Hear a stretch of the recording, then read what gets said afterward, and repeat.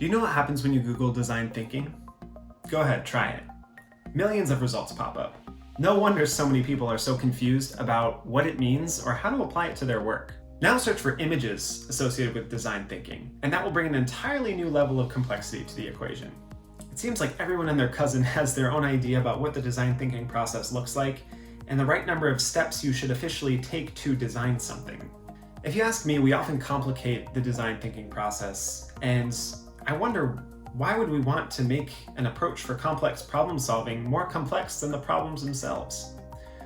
I think of design thinking a lot like cooking, which is something that I love to do. When I first got started with cooking, I was a recipe hawk. I would make sure I followed every single step of the recipe to a T. As I've honed my practice, however, the recipes that I now cook have become second nature to me. The same goes for design thinking.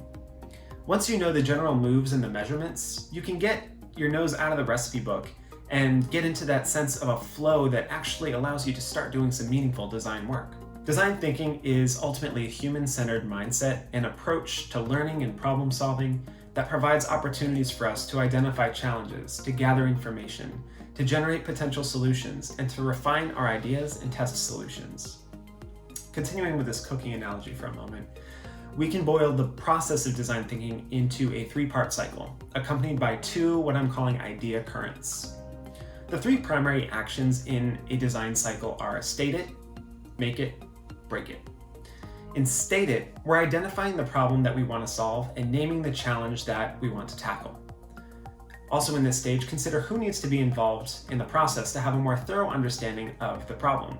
This is where empathy building comes in, which we're going to explore a lot more in a future episode. In the make it stage, this is where you get creative and start to craft potential solutions to your identified problem. How can you solicit reactions to your solution from stakeholders and be sure that you're on the right track? In the last phase of break it, once you have your ideas and you put them to the test, it's time to break them down. What went well? What didn't go so well? And most importantly, what's next? I argue that what happens after the break phase is most critical. This is where you have the opportunity to turn a potentially linear phase into a cyclical one, by taking what you learned and stating a new problem that you want to solve. True design thinking, in my opinion, is never over. Even when we think we've reached a state of perfection, as designers we should be constantly asking ourselves, what can we do to make this better? Now that we have the cycle in place, we need to think about how ideas and information flow throughout the cycle. So these two idea currents of design thinking are divergent thinking and convergent thinking.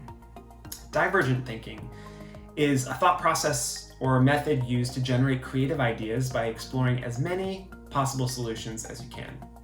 It typically occurs in a spontaneous and free-flowing, non-linear manner.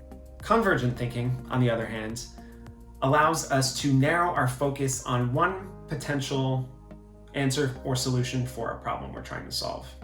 Convergent and divergent thinking have a role to play in every stage of the design cycle. When you're determining a problem to solve, for example, you need to leverage divergent thinking to generate as many ideas, many possibilities as possible, and convergent thinking to narrow in on one specific problem to solve. When making it and breaking it, similar patterns hold true. Hopefully this breakdown has helped you to simplify design thinking.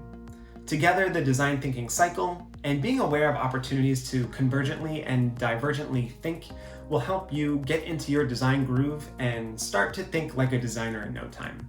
My to-do for you is to think about processes that you engage with on a regular basis and see how the currents of convergent and divergent thinking, as well as the state it, make it, break it cycle come into play.